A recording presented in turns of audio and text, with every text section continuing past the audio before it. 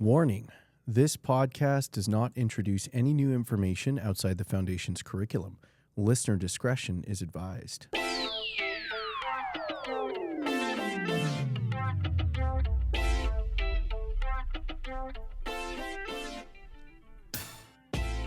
Hey there, Central Liners. Welcome to a new episode of Real Doctors, Real Friends, the official podcast of Foundations of Medicine. I'm your host, Shereen, along with my partner in medical education, Roshan. Hi, everyone, and congratulations on completing Week 10 of Foundations. We hope you have been enjoying the start of our special series on infectious diseases. This week, we jumped into the world of bugs and drugs, and I need to quickly apologize to our listeners. We missed posting the poll last week. That was entirely on me. We'll make it up this week with two important polls, so please stick around and vote. That sounds like a great plan. Now, Roshan, thinking back to the first time we tackled infectious disease content, it can feel incredibly intricate to figure out, especially when you're thinking about a cause of an infection and then deciding on the most effective treatment strategy. And this is why ID content is really a long game that develops throughout training. Absolutely. And not to call back it too many times, but this is where a growth mindset's always not a bad idea. No pun intended with bacterial infections.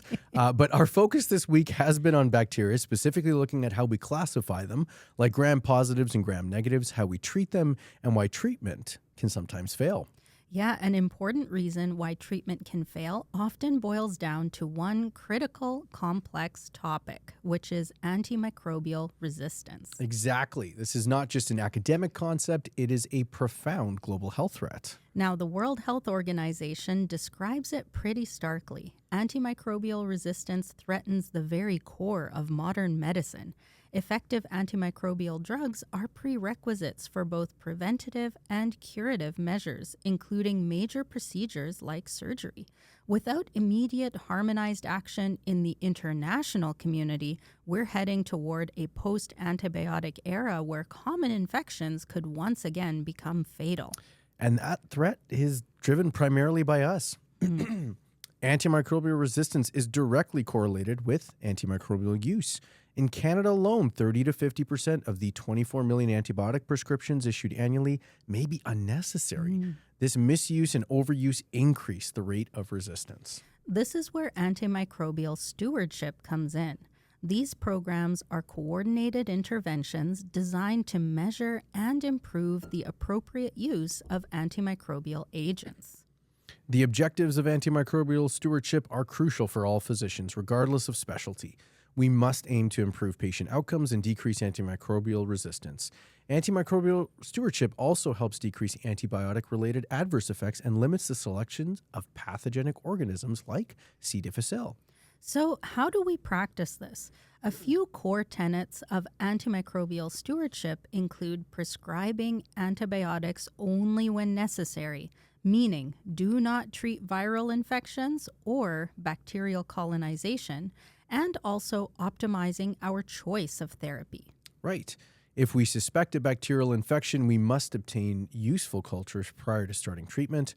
When selecting an empiric antibiotic, we must consider anticipated pathogens, recent guidelines, and local resistance rates via the antibiogram. After 40 to 72 hours, we reassess the patient's status and convert from empiric therapy, which is treatment started before we know the bug, to definitive therapy, which is treatment tailored once the pathogen and its susceptibilities are known. We should always aim to use the narrowest spectrum agent for the shortest effective duration necessary. And when we look at bacterial resistance mechanisms, we can see quickly how the bacteria fight back, creating something of an arms race. That's true. For example, gram-positive bacteria like MRSA or methicillin-resistant Staph aureus develop resistance by changing the structure of their penicillin binding proteins. Beta-lactams bind to penicillin-binding proteins to prevent peptidoglycan cross-linking, but if these binding proteins are altered via the MEK-A gene, for example, the antibiotic is ineffective. Meanwhile, gram-negatives often synthesize mutant beta-lactamases, for which available drugs are no longer effective, and gram-negative bacteria also employ efflux pumps, which essentially kick out the drug molecule. These resistance concerns are amplified when we consider the systemic challenges faced by certain populations, particularly Indigenous communities, when accessing health care might not be optimal. And this is all too evident in our DL case this week, where we explore the story of Zoe and Jude.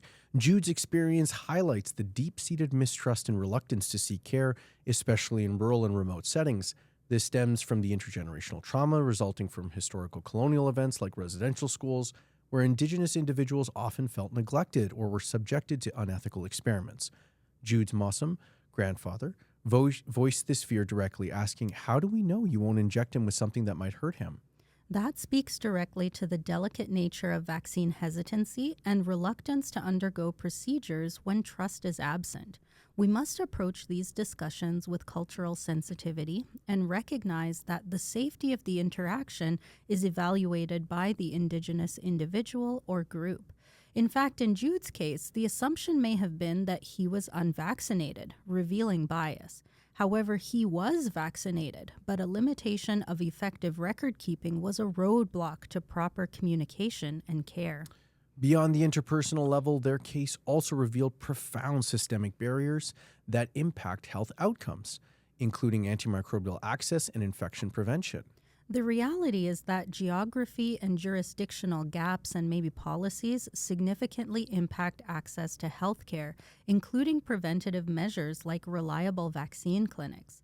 When Jude and Zoe needed care, they had to make a long journey across unpaved roads just to see a doctor. These jurisdictional gaps, the fragmentation of healthcare responsibilities between federal and provincial governments for Indigenous populations, for instance, lead to breakdowns in continuity of care, resulting in missed vaccinations and unclear follow-up pathways. And when these barriers result in a life-threatening infection, the choice of antibiotic becomes incredibly time-sensitive and critical. In Zoe's case, if she had been septic due to meningococcal meningitis, given her splenectomy, a bactericidal antimicrobial agent, so one that kills the bacteria rapidly, would be critically important. The key principles of antimicrobial stewardship apply here too. As medical practitioners, we have a role in advocacy for systemic change, such as pushing for integrated health records and funding for community innovation to help overcome these geographic and trust barriers. Cultivating a safe climate and building trusting relationships are central to reconciliation in healthcare. Now, turning our attention back to the mechanics of bugs and drugs, a huge portion of this content focuses on matching the drug to the pathogen based on its mechanism of action. Precisely. We learned that antibiotics target specific structures in the bacterial cell, such as the cell wall, the ribosome, nucleic acid synthesis, or folate pathways. For example, we noted that gram-negative organisms are intrinsically resistant to drugs like vancomycin because vancomycin is a large molecule that cannot pass through the outer membrane of gram-negatives to reach the peptidoglycan cell wall target. That's a perfect illustration of how understanding the bacterial structure, like the presence or absence of an outer membrane, dictates treatment choices. We also reviewed many key antibacterial agents. For instance, azithromycin and clindamycin target the 50S ribosomal subunit, blocking the growing peptide chain. And we discussed agents like nitrofurantoin, which is effective for simple cystitis, in other words, a bladder infection caused by E. coli, but is inappropriate for a kidney infection, referred to as pyelonephritis, because it fails to achieve an adequate concentration in the kidney tissue itself. This highlights that determining therapy relies on much more than just the antimicrobial spectrum. Given the sheer volume and complexity of linking the bugs, classification and resistance, to the drugs, mechanism and spectrum, we know this content can feel like a massive task to memorize and master. So we want to help the class find the most effective strategies. This week, we're crowdsourcing your best methods. We believe that leveraging your collective expertise helps build a vital peer support network.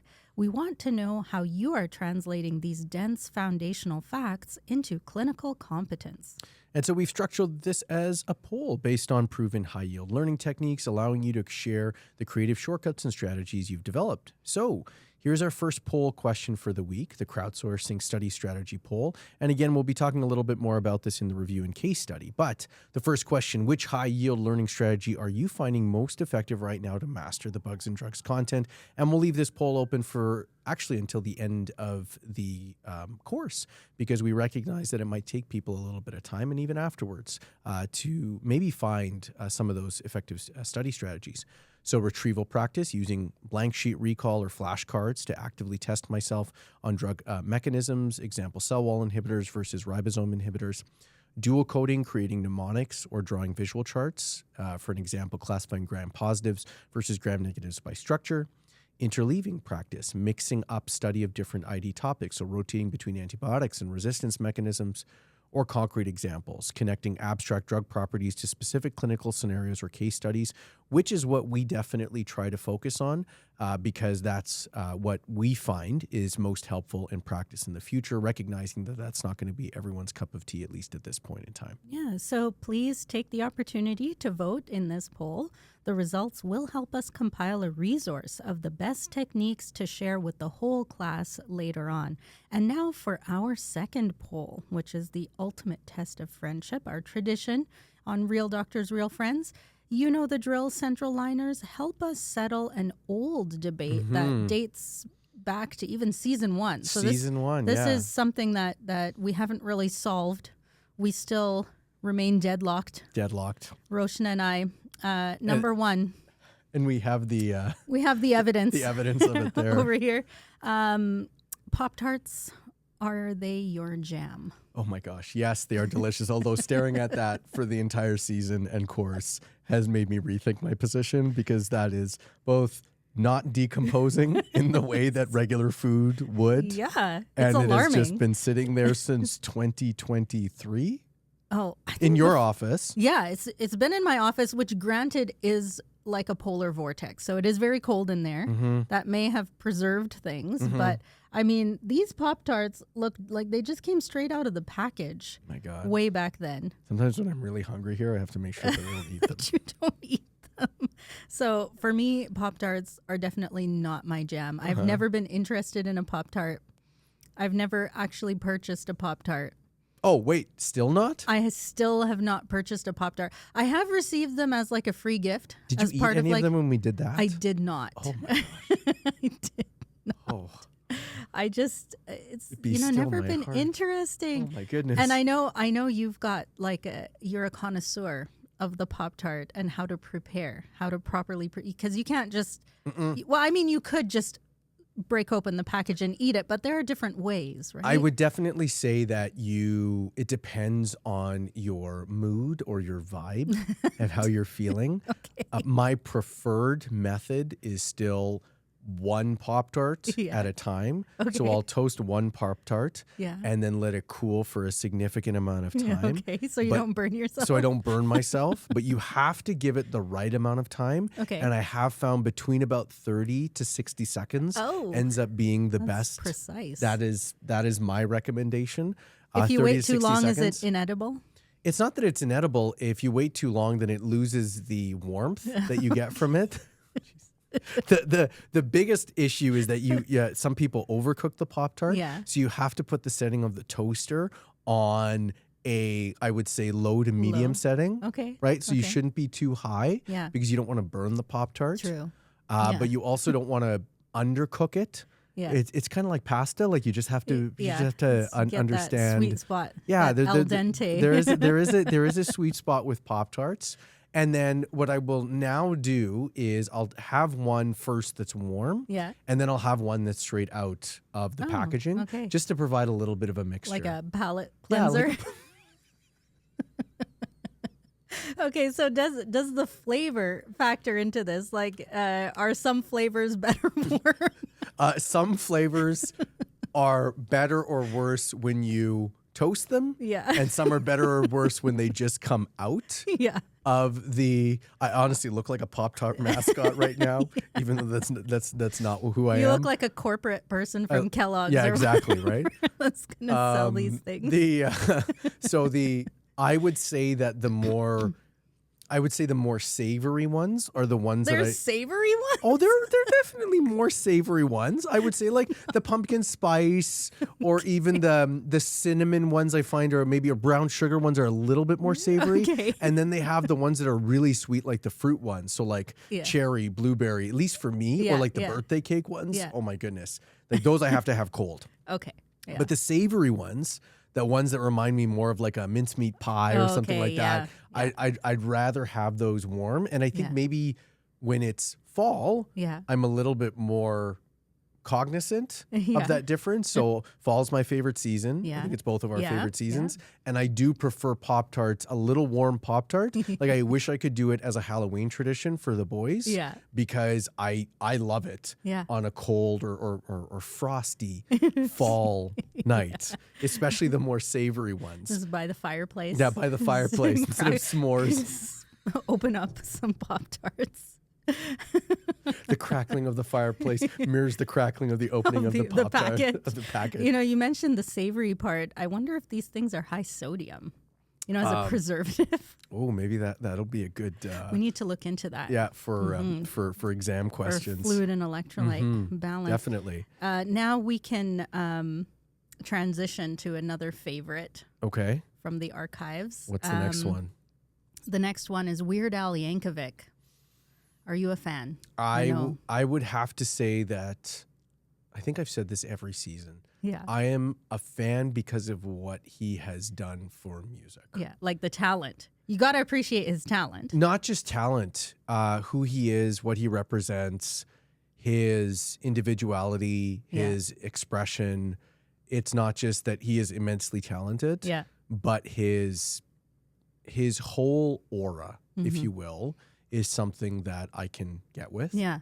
And the movie I still have not seen. Yeah, I haven't seen the movie either. Because that is I'm totally worried that it's fictionalized. But it's a totally fictionalized Yeah, I don't want it to autobiography. ruin I it think for me. that's my issue too. Yeah. Plus Harry Potter Yeah, is it's a designed to be weird a vile mix, yeah. version.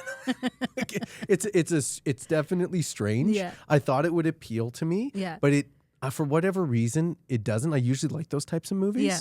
But I don't know. I think maybe it's just the way that I have viewed Weird Al Yankovic. Yeah. And there are so many memorable Weird Al Yankovic songs and lines, and especially from our childhood. Oh, yeah, because absolutely. Even though he is a prolific songwriter and musician and continues to produce music, although not at the same pace, largely it was during our childhood. Oh, yeah. Like that he was huge, the most 80s prolific. and 90s. Yeah.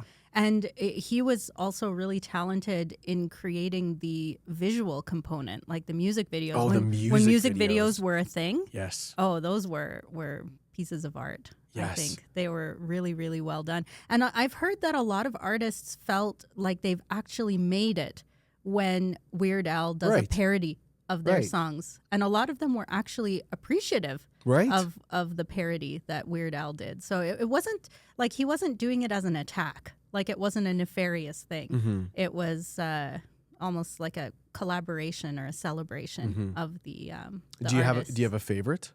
Oh, like the Michael Jackson ones. Well, I mean, some of them wouldn't really go over very well in 2025. I was just gonna say. So I'm not gonna say exactly which. Our listeners can look them up for themselves. But he did some great parodies for Michael Jackson, for Madonna, that were awesome. So and I'll like just those. say my favorite is the one that parodies Gangster's Paradise. Oh yeah, that's a great one. That is a great one. Yeah. So our listeners, if you are not familiar with Weird Al Yankovic, that would be a really fun rabbit hole, a nice distraction to give you a break from the bugs and drugs. And I mean, we should probably explain ourselves a little bit. Are you some form? Can you recognize who I am for Halloween this year?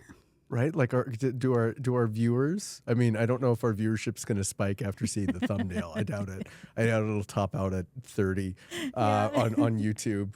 But hopefully, everyone knows who you are. Hopefully, yeah. Hopefully, yes.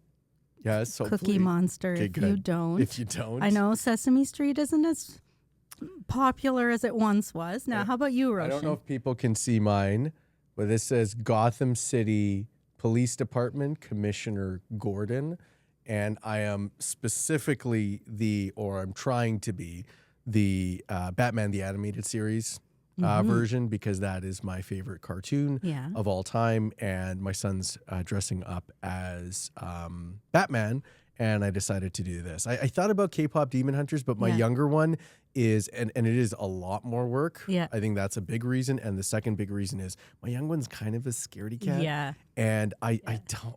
It's too soon. It is too soon, and I would scare him a lot. Who gets to boss who around today? Does Batman get to boss you around, or does the commissioner get to boss Batman around? That is a very good question. I mean, to have it done right, I think Batman would have to boss Commissioner Gordon around. But if we're going to be honest, they have a great collaborative relationship. Okay, I feel that's fair. Yeah. I feel they have a good collaborative relationship in that they both learn from each other. There are some scenes where they're both going out for coffee, for instance, for one another that you don't necessarily see in any of the Batman films that have come out in our lifetime. No. So the animated series, if any of you haven't had a chance to witness this, in my opinion, one of the greatest cartoons actually of all time. And it was definitely something from our childhood that I would say is a memorable moment. Yeah. Yeah. Well, today you can boss Batman and tell him to bring you some good candy. We'll see. Yeah. So that is excellent. We will reveal the results of both challenges in our upcoming episode of Real Doctors, Real Friends. Have a great weekend, Central Liners, and congratulations on completing week 10 of Foundations. Take care, everyone.